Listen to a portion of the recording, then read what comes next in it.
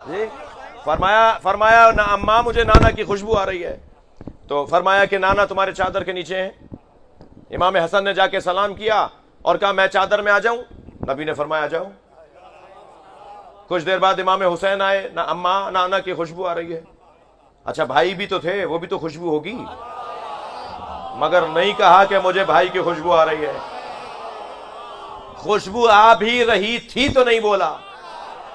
یہ ہے ادب اہل بیت کا، یعنی امام حسن کی خوشبو امام حسین سونگ رہے ہیں مگر نہیں کہہ رہے کہ مجھے بھائی کی خوشبو بھی آ رہی ہے، اس لیے کہ نبی کے ہوتے ہوئے بھائی کا ذکر نہیں کریں گے۔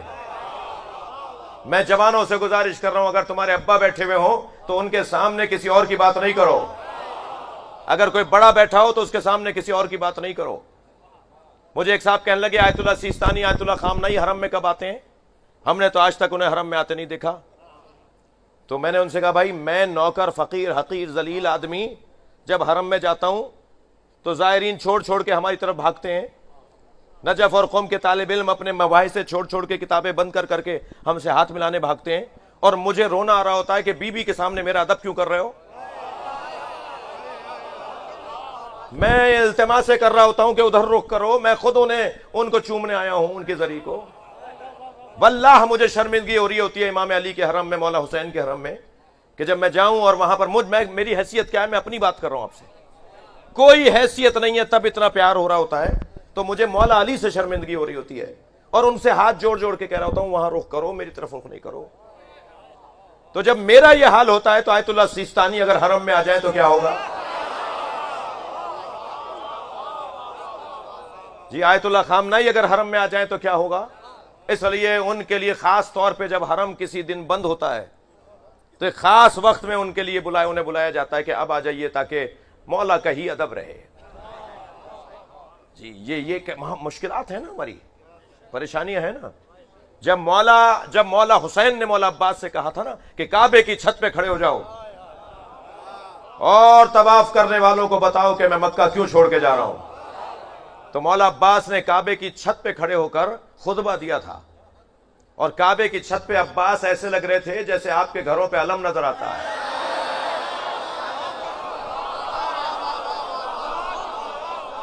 اور مولا نے جو خطبہ ارشاد فرمایا وہ تاریخی خطبہ ہے، اس میں جو مولا نے پہلے دو جملوں میں میرا مضمون ہے اس کی دلیل دے رہا ہوں آپ کو۔ فرمایا الحمدللہ الذی شرف ھذا بقدوم ابی، حمد ہے اس اللہ کے لیے جس نے اس گھر کو شرف عطا کیا ان کے بابا کے قدموں کی وجہ سے۔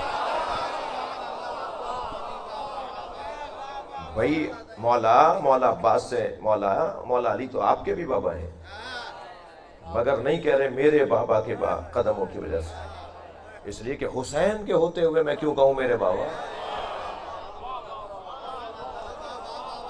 ادب قربان ہو جائے، تہذیب مرتب ہو جائے ان کے جملے پر، جی نصاب تادیب نصاب ادب مرتب ہو جائے ان کے جملوں پر۔ ہیں وہاں امام حسن بھی، مگر نہیں فرما رہے مولا حسین کہ مجھے نانا کی خوشبو بھی آ رہی ہے اور بھائی حسن کی خوشبو بھی آ رہی ہے۔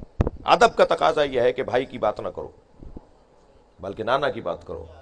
سیدہ نے فرمایا تمہارے نانا تمہارے بھائی کے ساتھ چادر میں، جہاں وہ ادب تھا وہاں یہ بھی تو ادب ہے۔ جناب زہرا کے منہ سے اچھا لگے گا، آپ کی زبان سے اچھا لگے گا، لیکن امام حسن فرمائے امام حسین فرمائے یہ ادب کا تقاضا نہیں ہے، یہ ادب سکھایا جا رہا ہے، بڑوں کا ادب۔